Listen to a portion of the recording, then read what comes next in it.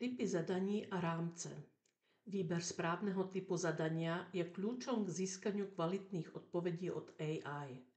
Dnes sa pozrieme na hlavné typy zadaní a rámce, ktoré pomáhajú tieto zadania štruktúrovať. Priame zadanie sú jednoduché otázky, ktoré vyžadujú konkrétnu odpoveď. Napríklad, vymenuj 3 hlavné výhody meditácie. Rámec 3C. Jasnosť, kontext, úplnosť. Prompt bez rámca 3C. Napíš správu. S rámcom 3C napíš formálnu správu o mesačnej výkonnosti tímu v marketingovom oddelení. Uveď hlavné úspechy, výzvy a odporúčania na zlepšenie. Rámec 3C je jednoduchý návod, ako formulovať otázky. Poprvé, jasnosť, clarity. Formulujte otázky jednoducho a presne. Po druhé, kontext. Poskytnite AI relevantné informácie. Po tretie, úplnosť, completeness. Zabezpečte, že otázka obsahuje všetky potrebné detaily. Kontextové zadanie. Prompt. Ako personalista vysvetlite, ako správne pripraviť pracovnú zmluvu pre nového zamestnanca. Kontextové zadanie poskytujú AI širší rámec na správne pochopenie zámeru otázky. V tomto prípade ten kontext je pre nového zamestnanca. Ako personalista je rola. Hovorili sme o tom v časti o nastavení role.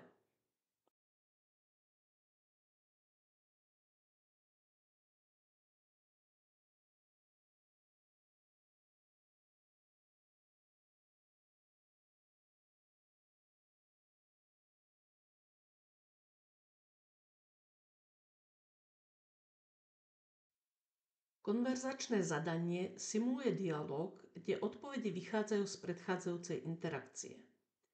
Prompt 1. Správne napísať formálny e-mail? Odpoveď. Formálny e-mail by mal obsahovať jasný predmet, oslovenie, stručný a vecný obsah a zdvorilé ukončenie. Napríklad, dobrý deň, pán Novák, obraciam sa na vás so žiadosťou o. Prompt 2. Môžeš mi dať konkrétny príklad e-mailu, ktorým žiadam o pracovný pohovor? Odpoveď? Samozrejme, tu je vzor. Vážená pani Hrivnáková, rád by som sa uchádzal o pozíciu. Alebo napríklad, vysvetli mi, čo je to kvantová fyzika. Pokračovanie, ďalší prompt. Môžeš uviesť príklad na lepšie pochopenie? Kreatívne zadanie. Prompt. Napíš krátky príbeh o knihovničke, ktorá objaví zabudnutý tajný archív plný historických dokumentov. Odpoveď. Tajomstvo medzi regálmi. Kornélia milovala ticho knižnice, pracovala v nej už viac ako 20 rokov a poznala každú policu, každú zaprášenú knihu, aj každý šelest otáčaných stránok. Ale jedného dňa, keď upratovala najstaršie časti knižničného skladu, objavila niečo nečakané. Kreatívne zadanie podnecuje AI k vytváraniu originálnych nápadov a odpovedí. Nemusí to byť nutne umenie, literatúra a podobne, ale aj reklamné texty, e-maily a iné. Napríklad, navrhni zábavný príspevok na Facebook, pozvánka na spevácky koncert, operiet a muzikálov v knižnici, cieľová skupina 14 až 18 ročný. Rámec 3C, jasnosť, kontext, úplnosť, zhrnutie. Poprvé, jasnosť, clarity, nejasný prompt. Napíš report. Jasný prompt. Napíš mesačný report o predaji produktov v e-shope, vrátane počtu objednávok, najpredávanejších položiek a výnosov. Po druhé, kontext. Prompt bez kontextu. Vysvetli význam GDPR. S kontextom, ako právnik špecializujúci sa na ochranu osobných údajov, vysvetli význam GDPR a jeho dopad na malé firmy. Po tretie, úplnosť, completeness, neúplný prompt. Navrhni pracovnú zmluvu. Úplný prompt. Navrhni vzor pracovnej zmluvy pre zamestnanca na plný úväzok v IT sektore. Uveď dĺžku skúšobnej doby, pracovné podmienky a benefity. Rámec SPEC. Špecifickosť, úplnosť, príklady, obmedzenia. Špecifickosť, specificity. Definujte presný cieľ otázky. Úplnosť, purpose. Stanovte, čo presne má odpoveď obsahovať. Príklady, examples. Poskytnite vzory alebo kontext na lepšie pochopenie. Obmedzenia, constraints. Uvedte limity pre rozsah alebo formát odpovede. Špecifickosť. Nešpecifický prompt. Napíš článok o práci z domu. Špecifický prompt. Napíš článok o výhodách a výzvach práce z domu pre IT špecialistov, vrátane tipov na zvýšenie produktivity. Úplnosť. Neúplný prompt. Vysvetli, ako napísať dobrý životopis. Úplný prompt.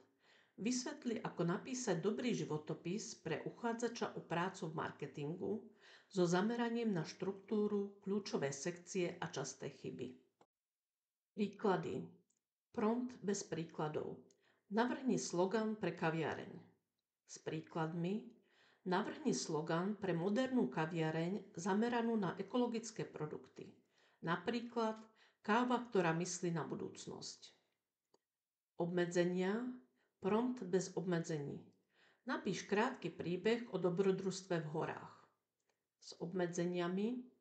Napíš 200-slovný príbeh o dobrodružstve v horách z pohľadu turistu, ktorý sa stratí v hmle a musí sa spoliehať na svoje inštinkty. Praktické ukážky kombinácie rámcov 3C a SPEC. Príklad SPEC. Ako odborník na financie navrhni 3 hlavné spôsoby investovania pre začiatočníkov. Uveď príklady a limity. Odpoveď nemá prekročiť 200 slov. Tento prompt spĺňa rámec SPEC, pretože je špecifický, žiada 3 spôsoby investovania, má jasný účel pomôcť začiatočníkom, poskytuje príklady a definuje obmedzenia, limity a rozsah slov. Príklad 3C a SPEC. Ako HR manažér napíš návod na efektívne vedenie pracovného pohovoru pre vedúcich tímov. Uveď kľúčové otázky, ktoré by mali položiť a príklady dobrých a zlých odpovedí. Odpoveď nesmie prekročiť 300 slov. Tento prompt je kombináciou 3C a SPEC. Má jasný kontext, HR manažér, pracovný pohovor, poskytuje príklady a limity, dobré, zlé odpovede, minimálne 300 slov. Rámec 3C je viditeľný v tom, že prompt poskytuje dostatočný kontext a požiadavky na úplnosť odpovede. Príklad SPEC. Ako odborník na kybernetickú bezpečnosť vysvetli 3 najčastejšie hrozby pre malé firmy a navrhni konkrétne opatrenia na ich minimalizáciu, uveď príklady a obmedz odpoveď na 250 slov. Tento prompt je štrukturovaný podľa SPEC, pretože definuje jasnú požiadavku, 3 hrozby pre malé firmy, ich riešenia a konkrétne príklady. Obmedzenie na 250 slov robí zadanie konkrétnejším. Príklad SPEC. Ako marketingový špecialista navrhni 3 stratégie na zvýšenie engagementu na sociálnych sieťach pre malú lokálnu kaviareň. Uveď konkrétne príklady postov a stanov rozpočet na reklamu do 500 €. Odpoveď nesmie prekročiť 250 slov. Tento prompt spadá do rámca SPEC, pretože špecifikuje počet stratégií, vyžaduje konkrétne príklady príspevkov a stanovuje rozpočet 500 €. Jasne definuje požadované výstupy a rozsah odpovede. Spojenie rámcov pomáha vytvoriť precízne a hodnotné zadania, ktoré prinášajú výnimočné odpovede.